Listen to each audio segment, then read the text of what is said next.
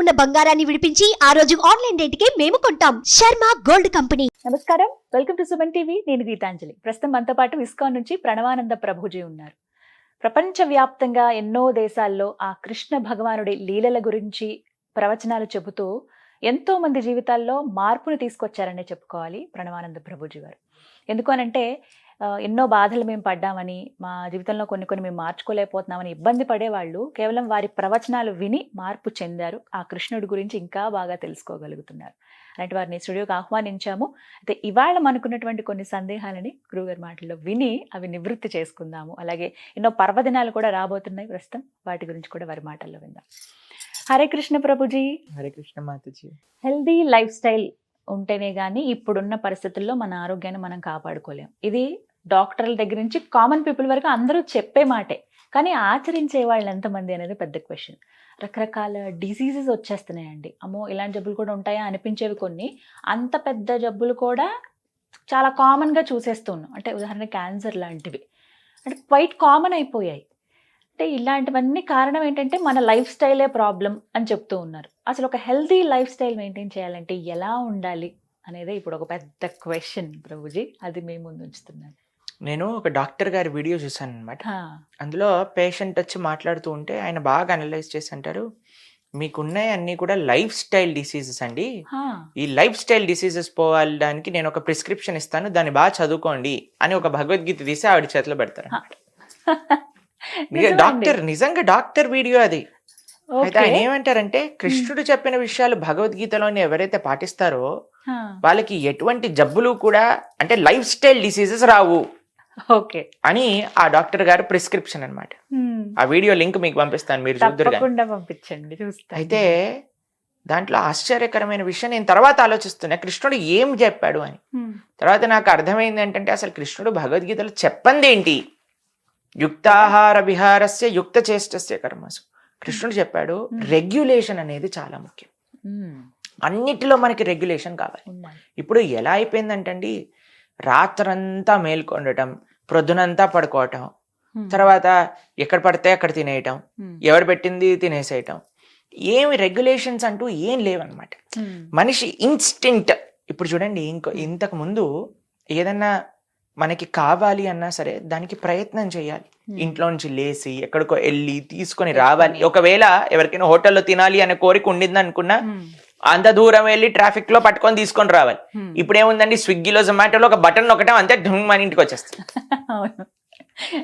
కాబట్టి మనకి ఏమి అసలు కదలాల్సిన అవసరం లేదు. ఇలా పడుకొని మొత్తం ఇంద్రియ భోగం అంతా కూడా తెప్పించేసుకోవచ్చు దగ్గరికి ఆర్డర్ చేసేసి.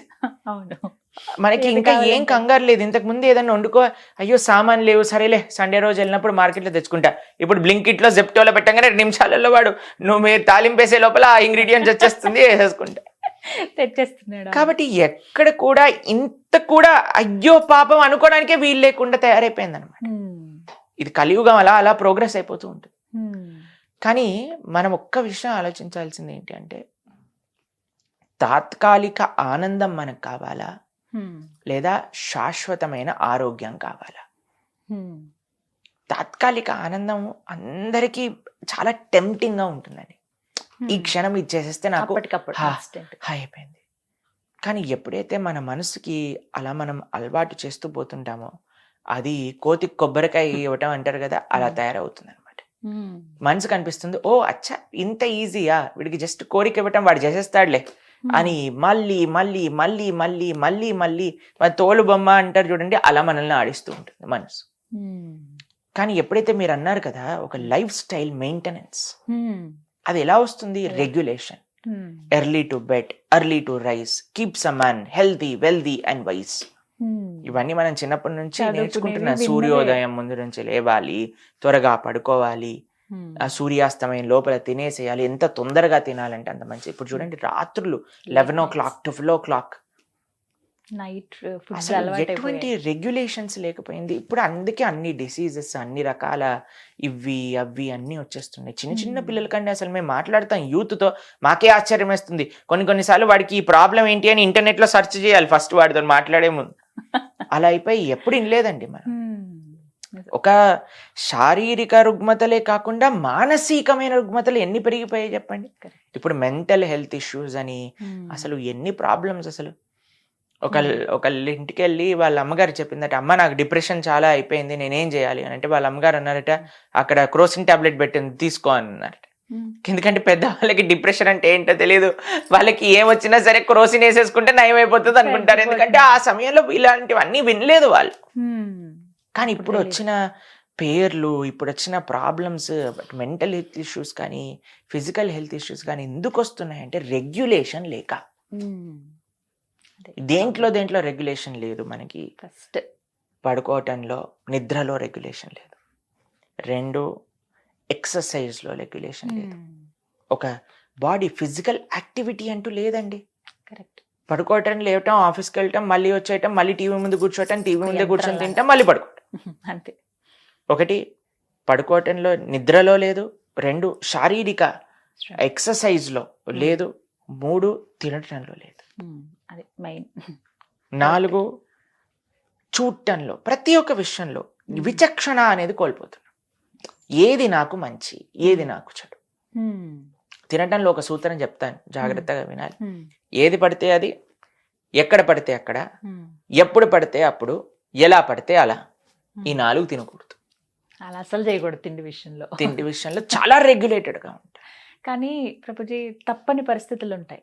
ఇప్పుడు ఆఫీస్కి వెళ్ళినప్పుడు ఇంకా వేరే చాయిస్ లేనప్పుడు అక్కడ తినటము, బయట ఎక్కడైనా వర్క్ చేస్తుంటే అక్కడ తినేయటము. అంటే మేజర్గా అందరూ చెప్పేది ఇదే, మీరు చెప్తున్నారు బాగానే ఉంది కానీ మాకు ఇంకా సోర్స్ లేదు, తినక తప్పట్లేదు, ఎక్కడ పడితే మాకు అవి అలవాటు. మీకు విషయం చెప్పినా అండి, మనసు ఉంటే మార్గం. నాకు ఐ హావ్ సీన్ పీపుల్, ఎవరైతే ఇంటి నుంచి డబ్బా తెచ్చుకొని ఎక్కడ ఉన్నా సరే, ఇప్పుడు చూడండి మేము ప్రపంచవ్యాప్తంగా కృష్ణ ధర్మ ప్రచారం కోసం వెళ్తూ ఉంటాం. మరి మేము ఏం చేస్తాం అనుకుంటారు మీరు? ఎక్కడికి వెళ్ళినా భగవత్ ప్రసాదం మాత్రమే స్వీకరిస్తాం. నాకు ఎప్పుడు అది ఆశ్చర్యమే అనిపిస్తుంది మీ విషయంలో. అసలు ఎలా ఉంటారు ఇంత నిష్టగా? అసలు మీరు కనీసం ఇక్కడికి వచ్చినప్పుడు వాటర్ ఒక్కటే, అది కూడా అన్నిసార్లు అడిగితే, ఇంకేమీ తీసుకోరు. అసలు ఎలా ఉండగలుగుతారు అనేది ప్లానింగ్, ఆ నిష్ట, ఆ కమిట్మెంట్ ఉండాలి.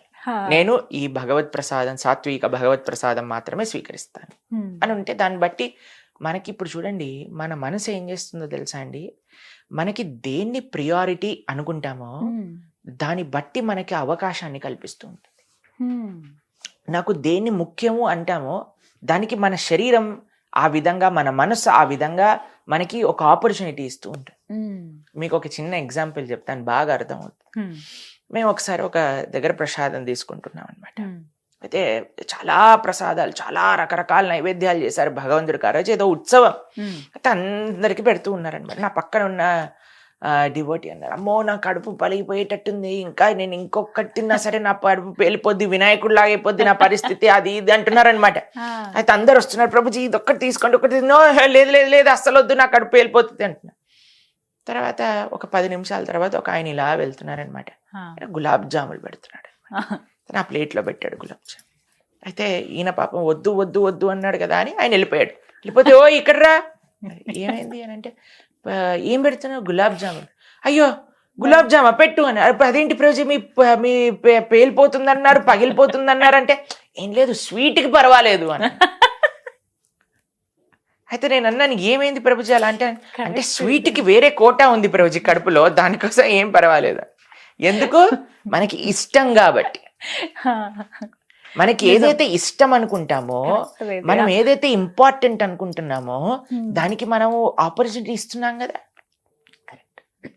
అలానే మనకి మన ఆరోగ్యం ఇంపార్టెంట్, మన ధర్మం మనకి ఇంపార్టెంట్, మన యొక్క వ్యక్తిగత ఆరోగ్యం మనకి ఇంపార్టెంట్, మన యొక్క కుటుంబం మనకి ఇంపార్టెంట్, దైవం ఇంపార్టెంట్. దేన్ని మనం ఇంపార్టెంట్ అనుకున్నామని మన మనసులో దృఢంగా పెట్టుకున్నాం అనుకోండి, దానికి మన మనసు, మన శరీరం సహకరిస్తుంది.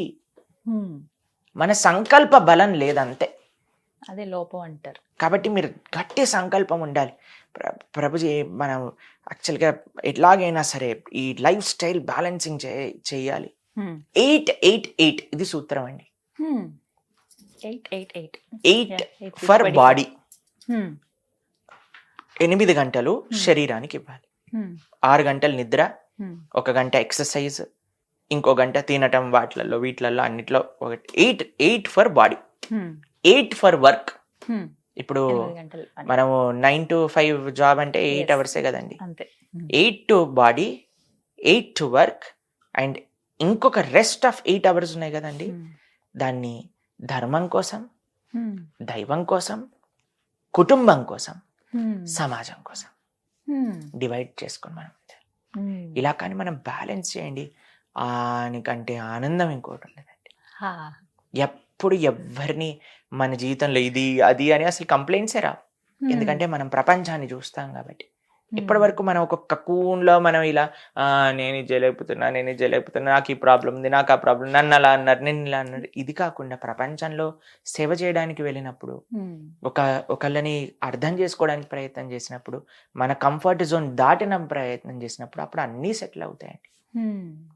కాబట్టి వీటిలో చాలా ముఖ్యంగా మనం ఉండాల్సింది ఏంటంటే రెగ్యులేషన్.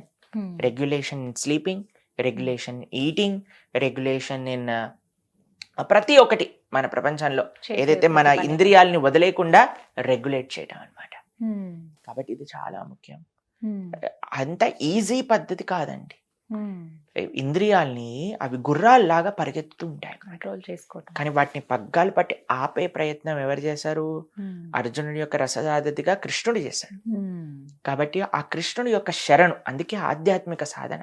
చాలా మంది అంటారు, ప్రభుజీ ఈ లైఫ్ స్టైల్ చేంజెస్ కి ఆధ్యాత్మిక సాధనకి ఏంటి అని. ఆధ్యాత్మిక సాధన ఎప్పుడైతే చేస్తామో మన మనసు మన కంట్రోల్లో ఉంటుంది. మన మనసు ఎప్పుడైతే కంట్రోల్లో ఉంటుందో మనం ఏం చెప్తే అది చేస్తుంది. అప్పటి వరకు మన మనసు చెప్పింది మనం చేయాల్సి వస్తుంది. కాబట్టి అందుకే ఈ మంత్రం అని అంటే ఏంటో తెలుసా? మన త్రాయతీతి మంత్ర, మనస్సుని మార్చేది, మనస్సుని నిగ్రహించేదే మంత్రం. కాబట్టి ఆ విధంగా మనం కానీ హరే కృష్ణ మహామంత్ర జప సాధన చేస్తూ ప్రతిరోజు మనం భగవద్గీత, భాగవతాలు ఇలాంటి మన ఛానల్లో 1000 గంటలకు పైగా ఉన్నాయి ప్రవచనాలు. మనం మెల్లమెల్లగా వింటూ ఉంటే ప్రతిరోజు మేము 7 గంటలకు ప్రవచనం ఇస్తాం తెలుసా. మేము ప్రతిరోజు మార్నింగ్ జూమ్ లో ఇస్తాం లెక్చర్. కాబట్టి కొద్దిగా మనం గంట సేపు వింటాం, ఒక 15-20 నిమిషాలు గీత చదువుకోవటం, ఒక 15-20 నిమిషాలు జపం చేసుకోవటం. ఇలా చేసుకున్నాం అనుకోండి, ఫస్ట్ మనసు కంట్రోల్లోకి వస్తుంది. మనసు కంట్రోల్లో చెప్పినప్పుడు మనసుకి మనం సజెషన్స్ ఇవ్వచ్చు, ఆటో సజెషన్స్ అంటారు. ఈ రోజు నుంచి నేను ఇలా ఉండాలని ప్రయత్నం చేస్తున్నాను. అప్పుడు మనసు మన మాట వినేటట్టుగా హాయిగా మన పక్కన వచ్చి కూర్చొని వింటున్నాను. అందుకే spirituality and life style or all interlinked. అందుకే ఆ డాక్టర్ భగవద్గీత చదవమన్నారు. రీజన్ ఇది. ఫస్ట్ మనస్సుని ఎలా కంట్రోల్ చేస్తాం, దాని తర్వాత ఎలా మనం ఈ జీవితంలో ఉండాలి. కాబట్టి ఇప్పుడు మీరు ఒలింపిక్ మెడల్ విన్ అయ్యారు. ఆవిడని అడిగారు, ఏంటి అసలు మీ మనసులో ఉండే భావన అంటే, ఆవిడ చెప్పారు, మీరు వినే ఉంటారు, మన ఇండియన్ ఒలింపిక్ గేమ్ విన్నర్, నేను భగవద్గీత చదువుతాను, భగవద్గీతలో కృష్ణుడు చెప్పిన విషయాలను గుర్తుపెట్టుకుంటూ నేను అది జీవితంలో సక్సెస్ అంటే. ప్రతి ఒక్కరి సక్సెస్ వెనక భగవద్గీత ఉందండి. చాలా మంది నేను విన్నాను, ఇలా నాకు అలవాటు ఉందని ఇలా చెప్తున్న వాళ్ళు. అసలు అది భలే సంతోషం అనిపించింది. అంటే ఇన్ని రోజులు తెలుసుకోలేకపోయామే, భగవద్గీతలో ఎంత ఉందా మనం నేర్చుకోవాలి కానీ అని అయితే అనిపించింది. అంటే ఎవరెవరు సక్సెస్ అయ్యారో ఒక్కసారి వాళ్ళ లైఫ్ లో చూస్తే ఖచ్చితంగా భగవద్గీత ఉంటుంది. దానికంటే గొప్ప ఏమంటామంటే ఒక మోటివేషనల్ బుక్ ఇంకొకటి లేదండి ప్రపంచంలో. అందుకే కృష్ణం మంది జగద్గురు అంటాం కదా. కాబట్టి జగత్తులో ఎవ్వరు కృష్ణుడు ఇచ్చిన సందేశాన్ని పాటించినా ఆయన సక్సెస్ అవ్వక తప్పదు. సో లైఫ్ ఇంకా మారట్లేదు, ఇన్ని ఉన్నాయి అన్ని ఉన్నాయి అనేవన్నీ పక్కన పెట్టి ఒకసారి భగవద్గీత చదివితే డెఫినెట్ గా చేంజ్ అవుతుంది. Thank you so much Prabhuji, చాలా చక్కగా చెప్పారు. హరే కృష్ణ. హరే కృష్ణ.